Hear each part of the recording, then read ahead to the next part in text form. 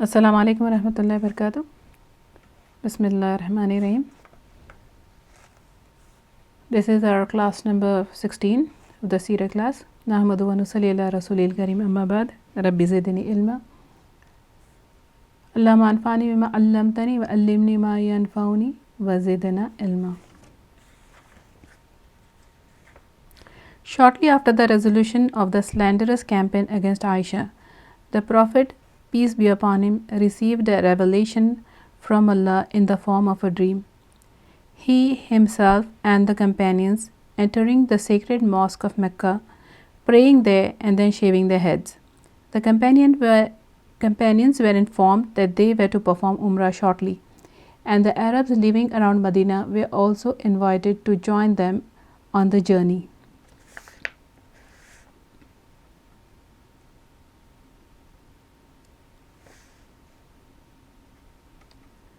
They, however, were skeptical about going into the stronghold of the Quraysh. They also doubted that the Prophet ﷺ and his followers would ever return to Medina if they did not make it to Mecca. If they didn't make it to Mecca. They begged off, saying that the affairs of their property were pressing, and asked the Prophet ﷺ to pray for them. The Prophet ﷺ set out from Medina along with 1400 Muhajirin and Ansar on Monday, Dhul-Qa'dah 1st, 6th after Hijri. He took along sacrificial animals. At Dhul Halifa, the animals were made to put on collars and their humps were slit. All this to make it clear to everyone, especially the Quraysh, that these animals were meant for sacrifice, and after performing Umrah, and they were purely on a religious journey.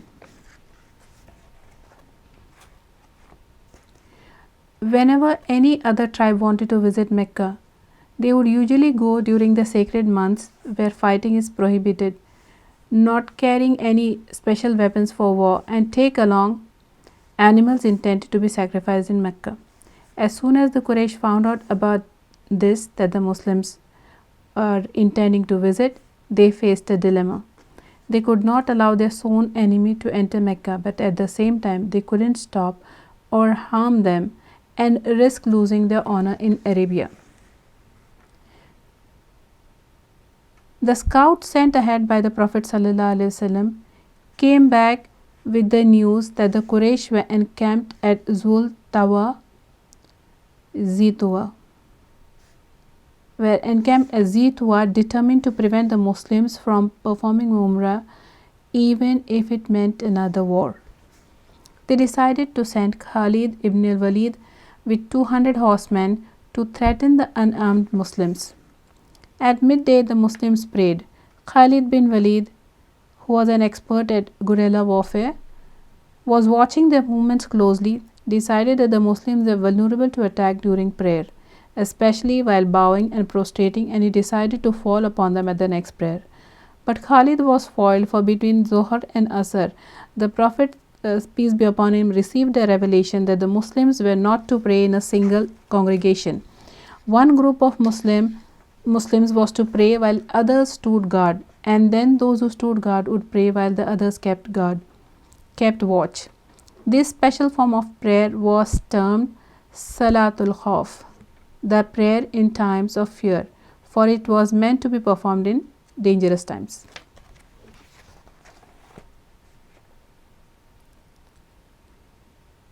The Prophet evaded the battalion by taking a detour around Mecca. Shortly afterwards, the Muslims reached a plain known as Al-Hudaybiyah, just outside Mecca.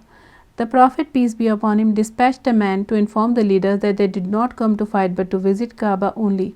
He also indicated that they wished to sign a peace treaty. The Prophet had hoped that after the failed attack on Medina, they would consider peace with the Muslims, which would grant their caravan safe passage to Syria as well. A negotiator was sent to convince the Muslims to return home, but they persisted in their right to visit the Kaaba. 3 more negotiators were sent by the Quraysh, one after another, but every time an agreement was made, the Quraysh rejected it.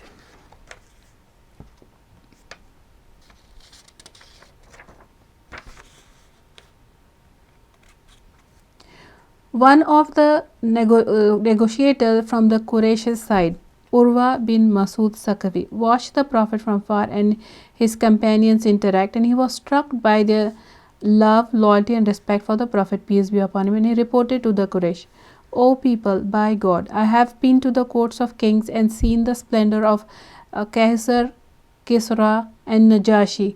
But by God, never have I seen any king so revered as Muhammad. I noticed that if he spat, his companions ran to get the spittle on their hands and rubbed it on their hands and faces.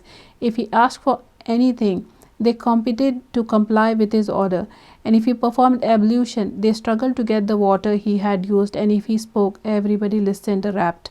Nobody dared even to look straight into his eyes. There the Muslims' terms are reasonable, accept them. Even as negotiations continued, 70 or 80 unruly youths of the Quraysh came down from Mount Tanim late one night and sneaked into the Muslim camp with the intention of subverting the peace talks. Every one of them was rounded up, but the Prophet forgave their misconduct and set them free. The incident somewhat subdued the Quraysh and impelled them to seek peace. In this connection, the following verse was revealed in Surah number 48, verse 24. And it is Allah who restrained their hands from you and your hands from them in the midst of Mecca, and after that He gave you victory over them. Finally, the Prophet decided to send Usman bin Affan radiallahu anhu, who still had many tribal connections in Mecca, to negotiate an agreement with the Quraysh. Usman was to try and convince the Quraysh that the only reason for them wanting to enter Mecca was spiritual. Uthman was to invite the Quraysh to Islam and to cheer the believing men and women still in Mecca and the tidings that Allah was about to make their religion victorious. Uthman radiallahu anhu entered Mecca under the protection of Abban bin Sa'id Umvi and conveyed the message.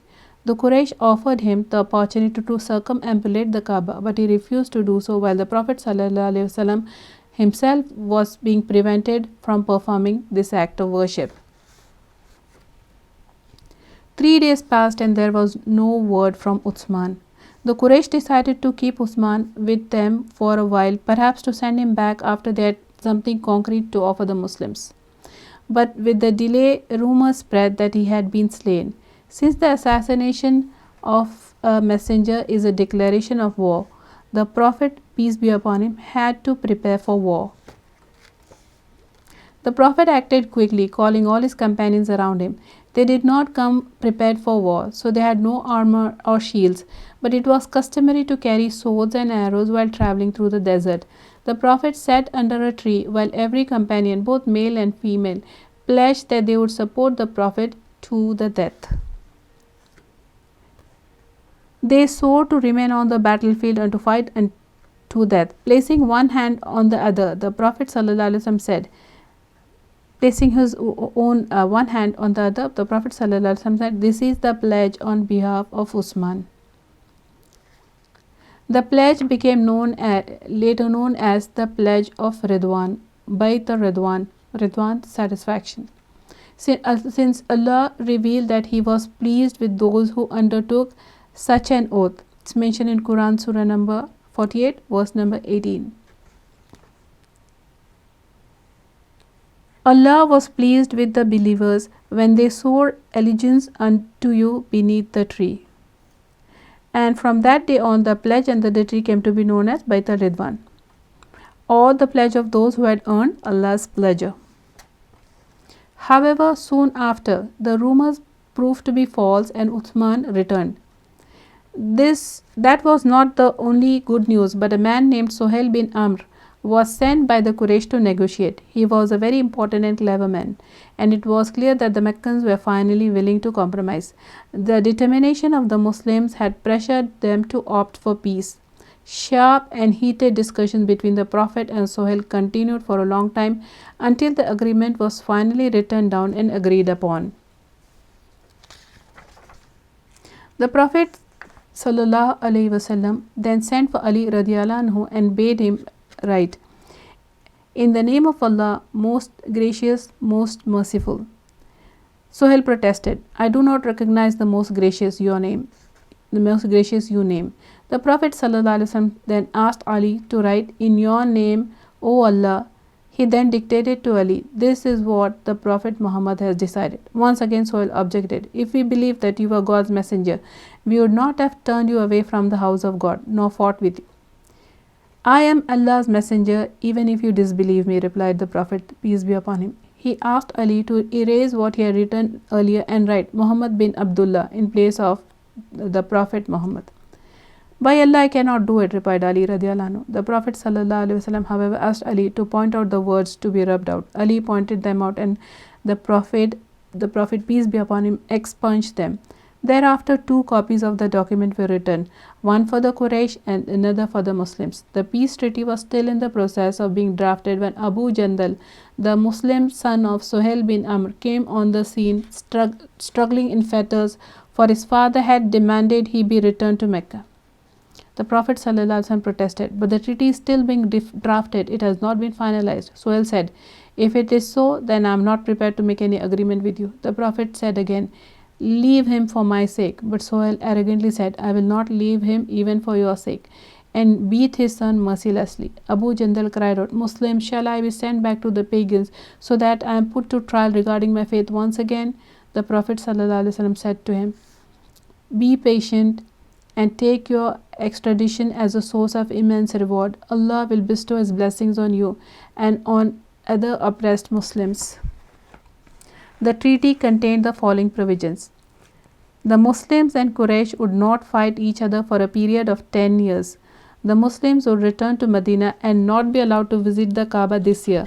However, they would be allowed to visit the Kaaba next year for 3 days only. If any Muslim from Medina decided to leave Islam and return to Mecca, they would be allowed to do so.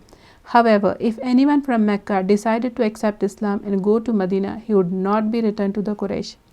Both parties could make alliances with other tribes they wished, and they would also be bound by the treaty. When the companions found out about the agreement, they saw it as a slap in the face. Not only was their pilgrimage delayed and severely restricted the following year, but an unfair agreement to return any persecuted Muslims back to Mecca was agreed to. Only moments ago, they agreed to fight to the death, and now they were insulted with a one-sided agreement. But the Prophet did not consult them this time as he normally did. The agreement was a command from Allah, and there is no room for anyone's opinion in such matters. After the peace treaty was finalized, the Prophet said to his companions, get up and slaughter your animals. None of them got up. The Prophet, peace be upon him, repeated his call thrice, but his words were unheeded. He then went to Salama radiallahu anha, his wife, and described to her the state of affairs. She advised the Prophet, peace be upon him, to sacrifice his animal and get his own head shaved without talking to anybody. The Prophet ﷺ did so. Moreover, in order to enrage the polytheists, the Prophet ﷺ also slaughtered a camel of Abu Jahl that had a silver ring in its nostril. This made the companions take note, and they sacrificed their animals and shaved their heads. Cows and camels were also sacrificed on behalf of 7 people. The Muslims were apathetic and depressed about the treaty, which to them was weighed heavily in favor of the Quraysh. However, their reverence for the Prophet kept them silent. This depression stemmed from 2 main reasons. They had marched out of Medina with the intention of performing Umrah, but here they were returning without even having entered Mecca. Then there was the matter of the clause which compelled them to return anyone coming over to them from the Quraysh, while the Quraysh were not bound to return any Muslim who had crossed over to their side. Poor Abu Jandal was being dragged back to Mecca against his will simply because his polytheistic father wanted him back. The Prophet ﷺ tried to console them, saying that they would perform Umrah the next year in fulfillment of his dream. As for the second clause, he satisfied his man by saying that any Muslim who went to the Quraysh was being sent by Allah to live and preach there, while anyone from the Quraysh who came to them had come for shelter and would find it. He was right on this point, since several Muslims were still in Abyssinia outside the jurisdiction of the treaty, and any Muslim from Mecca could simply flee there. Despite the Prophet's efforts to cast a favorable light on the situation, the treaty still seemed in favor of the Quraysh. Umar bin Khattab radiallahu anhu asked, O Messenger of Allah, are we not on the path of truth and they on that of untruth? The Prophet ﷺ said yes. Umar then asked, are our slain not in paradise and theirs in hell? The Prophet affirmed it was so. Why then should we accept unjust terms and leave when the issue has not been decided? Umar asked, voicing what everyone wanted to say. The Prophet ﷺ replied, O son of Khattab, as Allah's Prophet, I cannot disobey him. He will help us and will not allow us to be ruined. Still seething with resentment, Umar radiallahu anh went to Abu Bakr Siddiq radiallahu anh. He recounted his conversation with the Prophet ﷺ and got the same answer from Abu Bakr, who added, hold on to the stirrup of the Prophet until death, for by Allah he is right. Allah revealed the following verse concerning the treaty to strengthen the Prophet's resolve and comfort the Muslims, referring to the newly signed peace treaty. Surah number 48, Ayah 1. Inna fatana laka fatam mubina. Indeed, verily, we have granted you a manifest victory. Following this, the Prophet ﷺ sent for Umar and recited the verse before him. Umar remarked skeptically, is this a victory, O Messenger of Allah? The Prophet replied, yes. This firm assertion of the Prophet ﷺ satisfied Umar, who went back silenced at last. Later, Umar was engulfed with guilt at having challenged the Prophet's judgment, and he tried to atone for his lapse by giving extra charity, fasting, praying, and freeing slaves in hopes of gaining Allah's forgiveness. With this, we conclude lesson number 16 of our Seerah class. Subhanakallah wa bihamdika ashhadu an la ilaha illa anta astaghfiruka wa atubu ilaik. Allahumma salli wa sallim ala nabiyyina Muhammad. Jazakumullahu khairan kaseera. Assalamu alaikum wa rahmatullahi wa barakatuh.